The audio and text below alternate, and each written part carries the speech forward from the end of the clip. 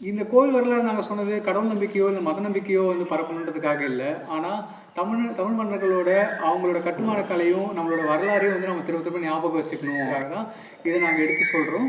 இந்த பின்னாடி இருக்கிற மண்டபம் பார்த்தீங்கன்னா, கோயில் வேலூர் ஜலகணேஸ்வரர் கோவில்ல பார்த்த அதே மண்டபம் மாரியே இருக்கும். ஆக்சுவலி நாங்க இப்ப இருக்கிற கோவில் வள்ளிமலை பக்கத்துல மேலப்பாடி அப்படின்ற கிராமத்துல இருக்கிற சோமநாதேஸ்வரர் கோவில்.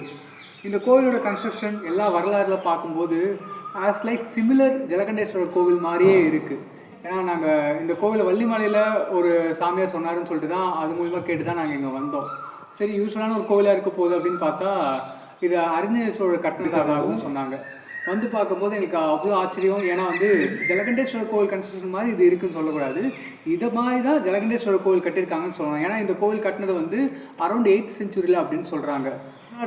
முன்னாடி தமிழ் மன்னர்கள் அவங்களுடைய கன்ஸ்ட்ரக்ஷன் எல்லாமே அவங்களோட கட்டுமான யுக்திகள் எல்லாமே இதே மாதிரி இருக்குமா, இல்லை இந்த கட்டுமான யுக்திகளை தான் விஜயநகர சாம்ராஜ்யம் ஃபாலோ பண்ணிச்சா அப்படின்றத நம்ம ஆர்என்டி பண்ணி தான் நிறைய கண்டுபிடிக்க வேண்டியிருக்கு. ஏன்னா ஜலகண்டேஸ்வரர் கோவில் கட்டினது 16th century விஜயநகர சாம்ராஜ்யத்தில், பட் இது கட்டினது 8th century. ரெண்டுமே எக்ஸாக்ட்லி சேமாக இருக்குது. அது வீடியோவோட ஃபர்தர் கண்டென்ட்ஸ் நீங்கள் பார்க்கும்போது எல்லா ஃபுட்டேஜ்லேயும் உங்களுக்கு தெரியும். என்ட்ரன்ஸில் ஒரு விநாயகர், அது லெஃப்டில் பார்த்தீங்கன்னா அடுத்தடுத்த சன்னதிகள் அண்டு கோவிலுக்கு மூலஸ்தானத்துக்கான என்ட்ரி, இது எல்லாமே எக்ஸாக்ட்லி அப்படியே இருக்கும். பிளேஸ் நான் சொன்ன நோட் பண்ணிக்கோங்க, மேல்பாடி சோமநாதேஸ்வரர் கோவில். டைம் இருந்தால் பாருங்கள், நல்ல ஒரு பீஸ்ஃபுல்லான ஒரு என்விரான்மெண்ட்டாக இருக்கும்.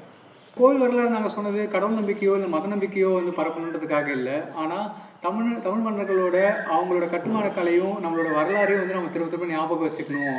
கோவிலோட ஸ்தல புராணங்கள் வேற விதமாக திரித்து மாற்றி சொல்லப்படக்கூடாது அப்படின்றதுக்காக தான் இதை நாங்கள் எடுத்து சொல்கிறோம்.